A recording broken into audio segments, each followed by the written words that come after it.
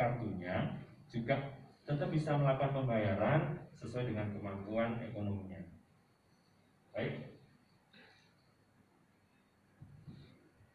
Ini dibuat berdasarkan amanah undang-undang. Jadi secara hierarki yang paling tinggi adalah Undang-Undang Nomor 40 Tahun 2004 tentang SJSN. Kemudian ada Undang-Undang Nomor 24 Tahun 2011 tentang BPJS.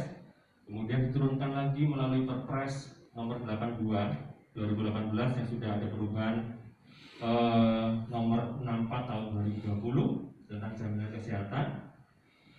Kemudian ada turunan-turunan lagi peraturan badan, peraturan direksi yang akhirnya melahirkan relaksasi. Program keringanan pembayaran tunggakan JKN atau relaksasi. Nah, inilah dasar hukum terbitnya relaksasi, Bapak. Jadi berdasarkan Perpres 64 tahun 2020 pasal 42 ayat 3A dan 3B.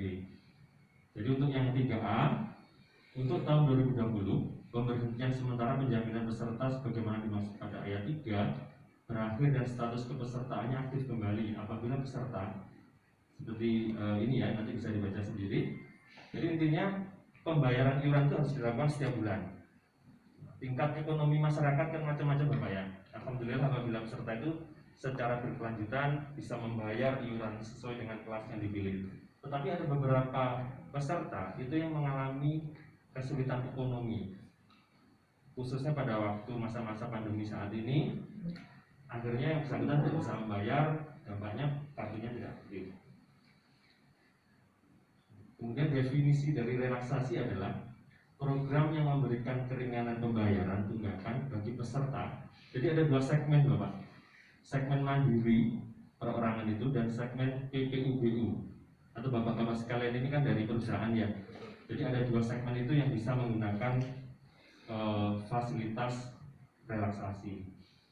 Yang memiliki tunggakan lebih dari 6 bulan dan sisa tunggakan wajib dilunasi paling lambat Desember 2021. Jadi nanti di belakang ada penjelasannya.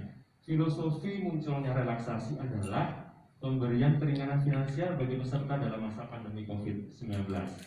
Jadi kita sangat memahami sekali karena dari statistik itu banyak saat-saat pandemi ini mulai bulan insya Allah bulan Januari Februari itu sudah mulai terlihat.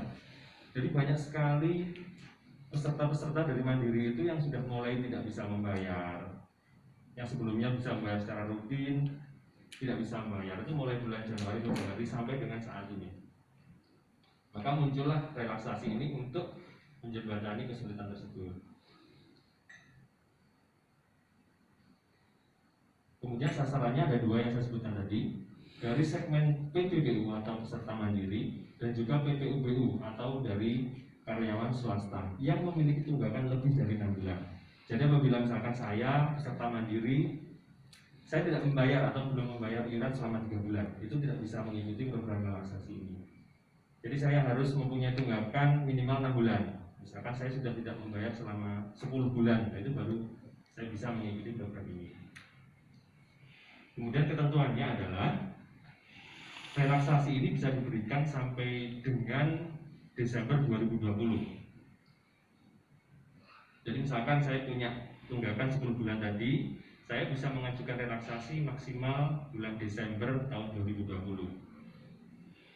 Besaran tunggakan paling sedikit 6 bulan.